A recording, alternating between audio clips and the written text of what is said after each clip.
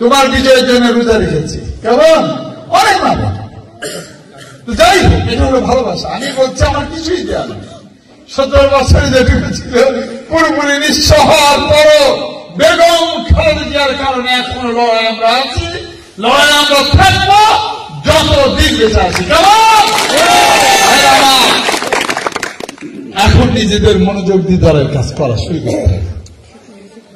আমার বয়স্ক নেতৃবৃন্দ যেখানে আছেন, আপনাদের ভোটে নির্বাচিত সাবেক চেয়ারম্যান আমাদের রায়হানুল কবির, আমাদের ফেয়াজুল, আমাদের হেলেন, আমাদের রবিউল, আমাদের রফিক মেম্বার, আমাদের একটা নাম না বললে আবার রাগ করবে। কেমন? তাকে নাম রক্ত বললাম না। কেমন? যেগুলো হলো হলো। আর ছোট বন্ধুদের মধ্যে থেকে দুটো নাম বলি নাকি, রাস্তার কি বিজয়, তাই তো? এই দুটো বলে শেষ করে নিলাম। কেমন? এইটি হলো কথা যে আমাদের এখন থেকে কাজ শুরু করতে হবে। যেহেতু একজন ভিন্ন মতো এখনো আছে, অনেকে আছে ভাই 7 তারিখ পর্যন্ত অপেক্ষা করি। কেমন? আমি অপেক্ষা করার জন্য বলছি, আমি বলছি যে আপনি ধানের শীষের ভোটটা চান নাকি? যেই ধানের শীষে ভোট না, যদি সন্দেহ থাকে ভোটটা ধানের শীষেই তো আমরা দেবো নাকি? সেক্ষেত্রে ধানের শীষের কাজ বন্ধ করে বসে থাকা যাবে না।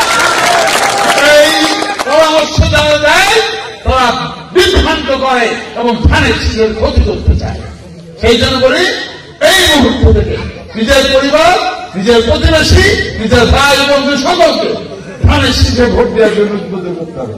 আমি জানি শহীদ ভাইরা, আমি ছোট ছিলাম, রায়হান ভাইয়ের সাক্ষী, আহমদ আলীর দারুণ বিপদ গেছে 59 কি 73, 72-এ এই গ্রামের মানুষ তাকে পাহারা দেওয়ার জন্য লাঠি হাতে করে গেছে, তাই না?